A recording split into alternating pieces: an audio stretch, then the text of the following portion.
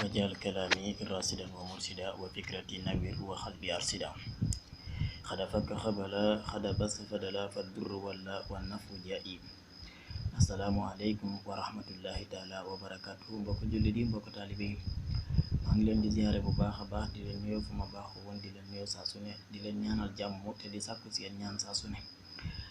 Di am kontaan ak mbégte ci yéen bu baax a baax di ñëwaat ak yéen ci njëriñ yi ma baaxoo di ñëw wax yéen.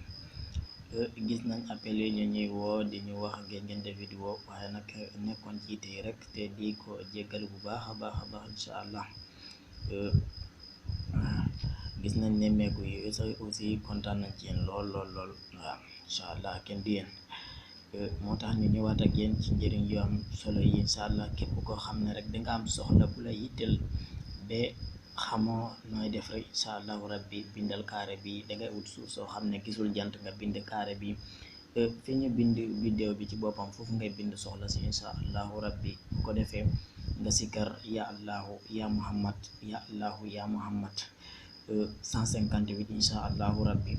Bu ko defee aajo ji dina faju bu soobee yàlla incha allah. ñu dolli leen ci wàllum zulmaani yu bi ñu waxoon dañ leen koy ñëwal saa su ne ci benn jataay. Kii nag dafa doon laajte koo xam ne dañ koo tëj prison mu bëgg a génn incha allah. Dama ne dañ koy faral di yóbbul banaana rek incha allah mu di ko lekk. Bu ko defee muy génnee xolli di incha allah bu soobee yàlla dina génn ci kattan bi yàlla ak mbaaxam. Gannaaw loolu itam mun nga ko utal sibirisu gëlëm. Boo ko defee ci lekk rek incha allahu rabbi ci kattanu yàlla ak mbaaxam incha allah bu ko lekkee rek incha allahu rabbi du ko fa demee àll. ñu ngi jéggalu ci kàddu bi nag bu baax a baax di leen fàttali abonné yi tey partage. Yow mi di commentaire wàllum nopp bi dangay commentaire bi mu leer ndax ma mun la ci tontu incha allahu rabbi. Assalaamu aleykum wa rahmatullahi taala wa barakaatu.